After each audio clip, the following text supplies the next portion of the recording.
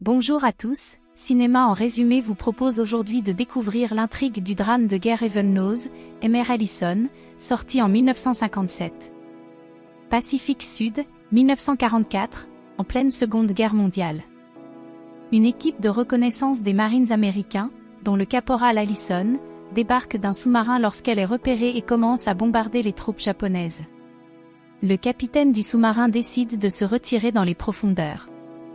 L'équipe de reconnaissance reste à la surface de l'eau.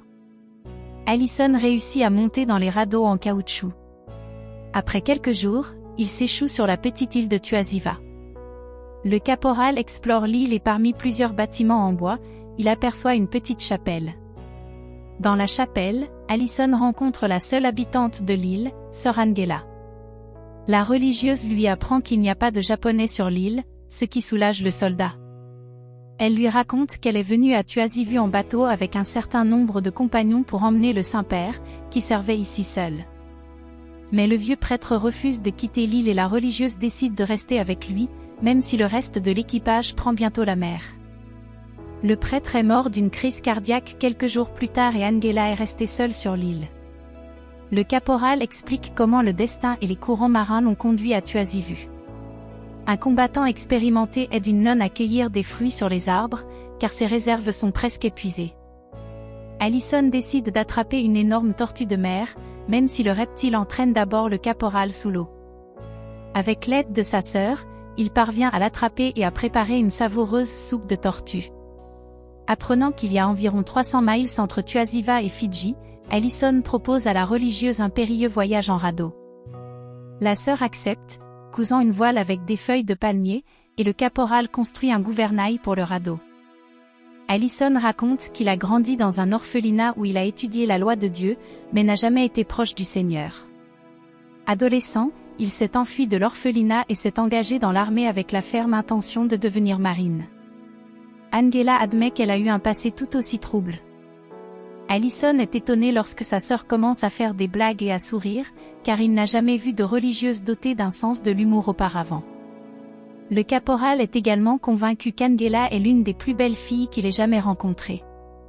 Soudain, un avion de reconnaissance japonais survole l'île et tous deux doivent se cacher sous une grande feuille de palmier.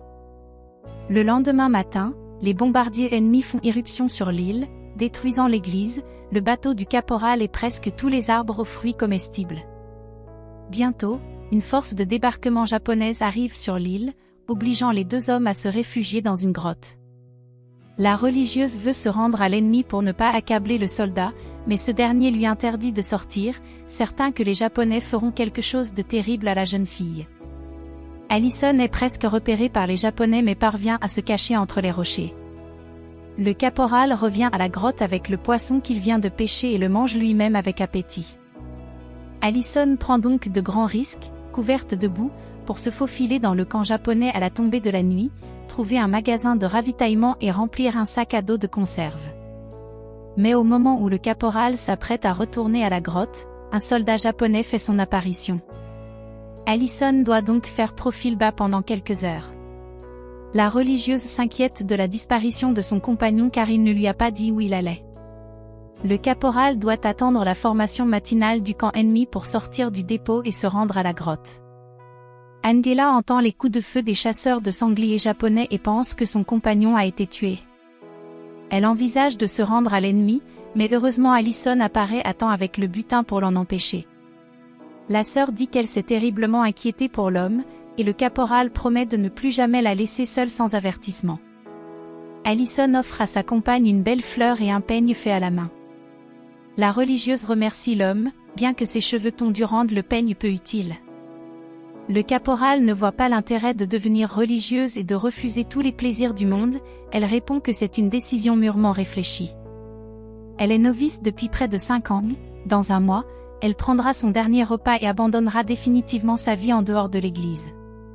La nuit, elles observent au loin une bataille féroce en mer, le matin, les Japonais fuient précipitamment l'île, laissant intacte la plupart des provisions. Allison et Angela dansent de joie, convaincus que les Japonais ont été repoussés jusqu'à leurs frontières et que les forces alliées seront bientôt sur Tuasive.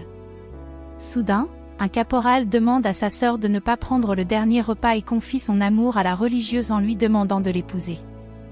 La religieuse refuse, expliquant qu'elle a donné son cœur à Dieu pour toujours et qu'elle lui restera fidèle aussi longtemps qu'elle vivra.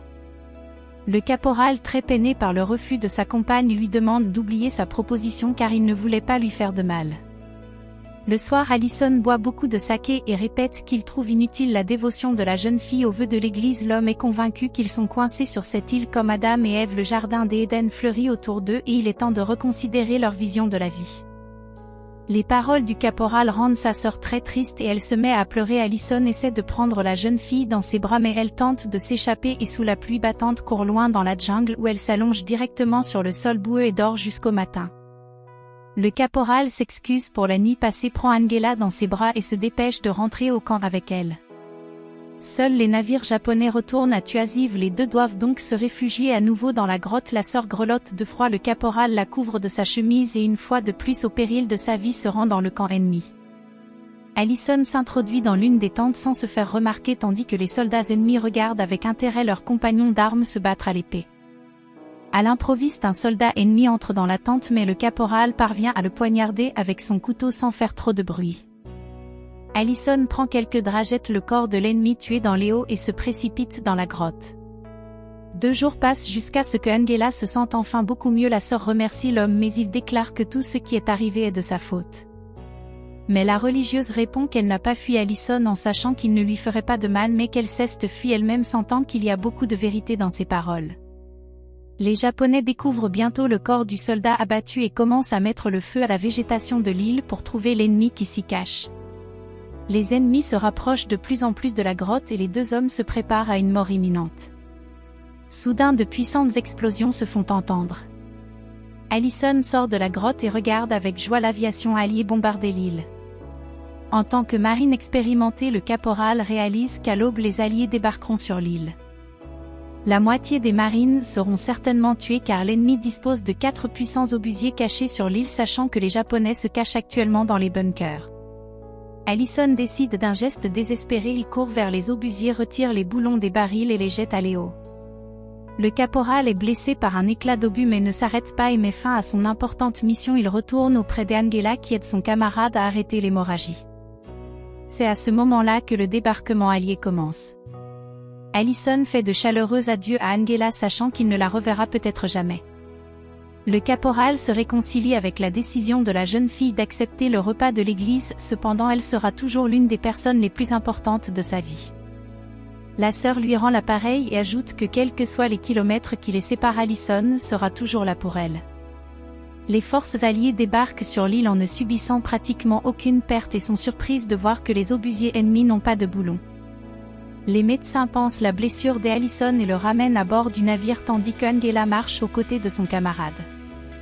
Que pensez-vous du film Heaven Knows Emer Allison? Partagez-le dans les commentaires. Merci d'avoir regardé et à plus tard.